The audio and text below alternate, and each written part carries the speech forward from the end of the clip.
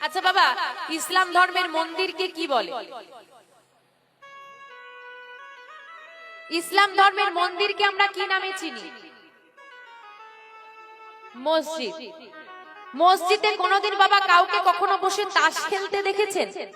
হ্যাঁ কি না? দেখেননি? আমাদের সনাতন ধর্মে বিভিন্ন দেবদেবীর মন্দিরে বসে মানুষদেরকে তাস খেলতে দেখেছেন? হ্যাঁ কি না? দেখে আপনাদের এখানেও আছে? আচ্ছা, একটা কথা ভেবে উত্তর দিন বাবা, তাসটা কোথায় খেলা হয়, ক্লাবে না মন্দিরে? হ্যাঁ, তাহলে মন্দিরটা আজকে আমাদের সনাতন ধর্মের মন্দিরগুলো ক্লাব না মন্দির? আচ্ছা মা, আমি আপনার কাছে গিয়ে বললাম, ও মা আমাদের গ্রামে একটা ক্লাব করব, চাঁদা দেবে? দেবেন না। বাবা একটা মন্দির করব, চাঁদা দেবে? দেবে? হ্যাঁ কিনা? সবাই দেবে। বলি আরে ক্লাব করলে নিজের গাঁটের পয়সা দিয়ে করতে হবে, তার চেয়ে মন্দির কর, ওখানে বসেই তো তাস খেলবো। ক্লাব মন্দির তো একই এখন। আমরা দেখি কিন্তু প্রতিবাদ করি না, আমরা বরং তার সঙ্গে যোগদান করি। ভেবে রাখবেন বাবা, এটা কিন্তু আমাদের সমাজকে, আমাদের ধর্মকে নিম্নগামী করছে, ঊর্ধ্বগামী নয়। আজকে প্রত্যেকটা ধর্ম ঊর্ধ্বগামী, আমাদের ধর্ম হচ্ছে নিম্নগামী। ইসলাম ধর্মে রোজা মাস বলি একটা মাস থাকে, যেখানে 10 বছরের বাচ্চারাও সেই মাসটা পালন করে। করে? হ্যাঁ কিনা? পালন করে তো। আমাদের সনাতন ধর্মে দামোদর ব্রত আছে, দামোদর মাস আছে, কেউ পালন করে? কতজন পালন করে?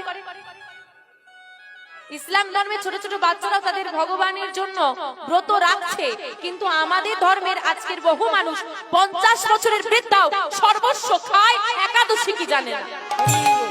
বলতে লজ্জা করে বাবা এই কথাগুলো, ভাবা লাগে। একটা মা, একটা মেয়ে কত ভক্তি নিয়ে পূজার থালাটা নিয়ে মন্দিরে যাচ্ছে, পবিত্র স্নান করতে হবে, নাহলে মন্দিরে ওঠা যাবে না, কি বলে তো? আমি শাড়িটা বদলে আসিনি, আমি মন্দিরে উঠবো না। কতটা ভক্তি!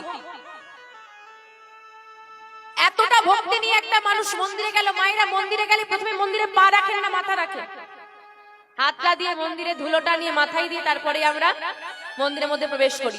তো সেই মা যখন এত ভক্তি নিয়ে মন্দিরে প্রবেশ করলো, দেখলো কিছু মানুষ পাশে বসে অপবিত্র পোশাকে জুয়া খেলছে, সঙ্গে আবার সিগারেটের ধোঁয়া ছাড়ছে।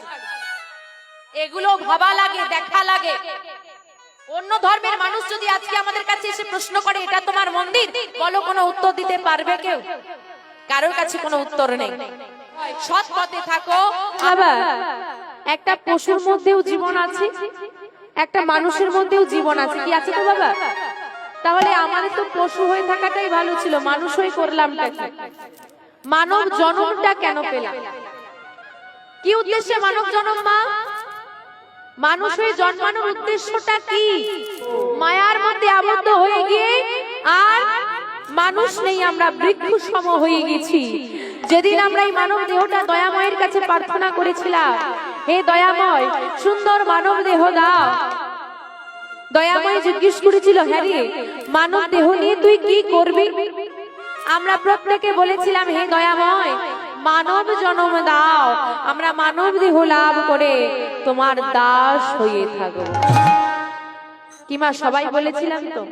এখন এখানে তো এতজন বসে আছে, আমরা প্রত্যেকে কিন্তু বলেছিলাম যে মানব দেহ দাও, তোমার দাস হব। আজকে এই হরিবাসনে বসে বুকে হাত রেখে একজন বলুন দেখি যে আমি তার দাস হতে পেরেছি। বাবা বেঈমান কাকে বলে?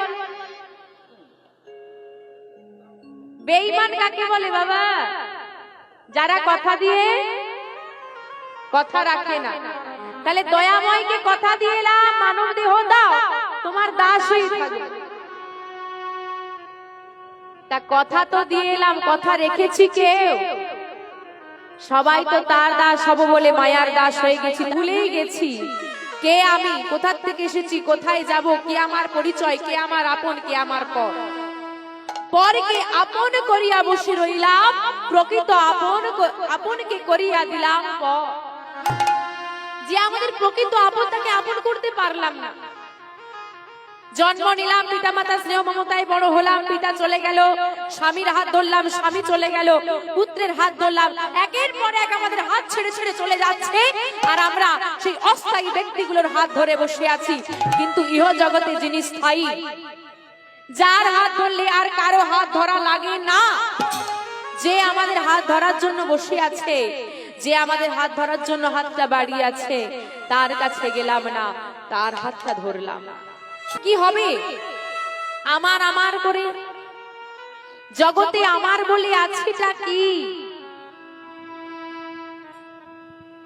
ভেবে দেখুন মা, আপনার নিজের কোনো ক্ষমতা আছে কি মা? আমাদের নিজের কোনো ক্ষমতা আছে? জন্মেছি অন্যের দয়ায়, বড় হয়েছি অন্যের স্নেহে, পড়াশোনা শিখেছি অন্যের টাকায়, অন্যের কৃপায়। মাস্টার মশাই শিক্ষা দিয়েছে, চাকরি পেলাম অন্যের জন্য, অন্য লোক আমাকে চাকরিটা দিচ্ছে, আবার ঘুষ দিয়ে নিতে হচ্ছে। যে টাকাটা আমি রোজগার করছি সেটাও আজ আমার কাছে, কাল অন্য কারো কাছে চলে যাবে। এমনকি নিজের পায়ে হেঁটে পরপারে যাওয়ার মতো ক্ষমতা নেই, এমন চারজনে কাঁধে করে নিয়ে গিয়ে আবার আগুনটা যে গায়ে দেবে সেটা অন্যজনই দেবে। নিজের কোনো ক্ষমতাই নেই, অন্য করিয়ে দিলে তবে করি, তবু আবেগের অহংকার আমাদের গেল না। এত কিছু করলাম, জীবনে শুধু আমার আমার করে গেলাম, জীবনে আমার বলতে আছে কি কোনোদিন বিচার করে দেখিনি। হ্যাঁ, সব আমার, গাড়ি আমার, বাড়ি আমার, জায়গা আমার, জমি আমার, সব আমার। ভেবে দেখো রে মন, শেষ দিনে তুমি কার? এই তুমি কার যদি হিসেবটা মেলাতে যাবে, হিসেবের খাতায় একটা বড় শূন্য পড়ে যাবে। এ জগতে কেউ কারো নয়। আজকে বাবা আমাদের সনাতন ধর্মে কিছু বাজে দিক ফুটে ওঠে, যেগুলো আমরা প্রত্যেকে দেখি। আপনারা যারা এখানে বসে আছেন, বিশেষ করে বাবাদের কথা বলবো, আপনারা দেখেন, কিন্তু আপনারা কোনোদিন প্রতিবাদ করেন? আমি জানি না কতজন করেন কি করেন না, বা কতজন খেয়াল করেছেন করেননি, আবার কেউ দেখেছেন কিন্তু সেটা নিয়ে কোনোদিন ভাবেননি। আমি জানি না আপনাদের পাশটা হয় কিনা, তবু বলি দেখি। যেখানে ধর্মের স্থান ঠিক নেই সেখানে ভক্তির প্রচার তো বিলাসিতা মাত্র।